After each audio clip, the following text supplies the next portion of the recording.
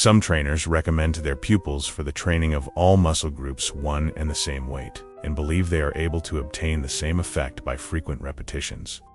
My experience has taught me that this is wrong, for the muscles of men or animals who are distinguished for certain feats of endurance are by no means overdeveloped.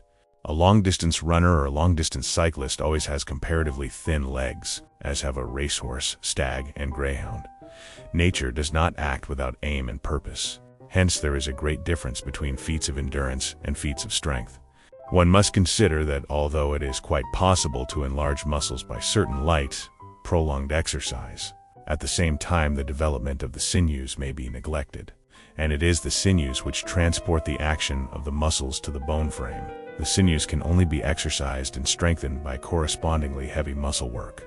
Besides, to take a paradoxical example, it is quite impossible to improve strong muscle groups, as for instance, the hip muscles, with lightweight exercises. A further illustration of the fallacy of attempting to develop the muscles by frequent repetitions with the same light exercises may be found in a comparison with any and every other form of athletics, in which a man would never think of merely repeating his training program.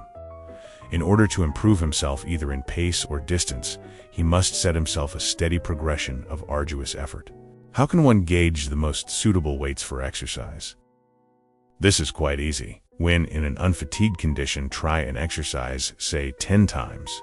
If you can accomplish this by using all your strength, you have found the proper weight with which to begin your exercises 5 times in succession. How to increase the weights and the number of movements.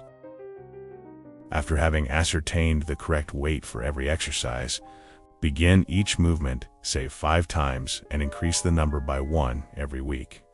Thus 5 one week, 6 the next, 7 the next, etc., until the prescribed maximum is reached.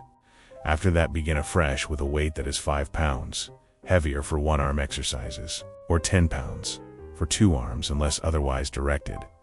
When should one begin trials with heavy weights?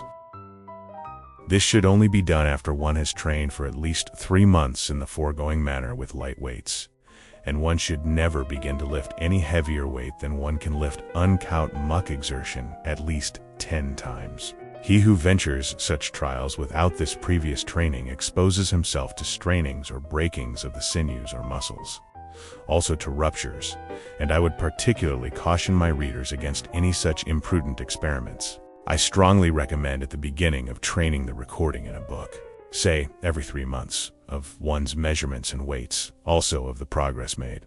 The measurements which should be taken are of the following parts: neck, thinnest part; forearm, thinnest part; forearm, thickest part; the arm to be held out, and only the fist closed; biceps of arm held straight out, biceps of arm bent; the forearm and biceps measurements to be taken right and left; chest, normal, measured across the nipples; chest deflated, chest inflated; wrist normal, thigh thickest part; leg just above the knee; cuff.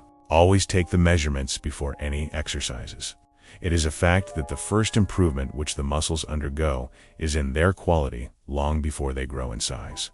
It therefore follows that if the muscles are of fatty or water nature, a diminution in the size of some of them will take place.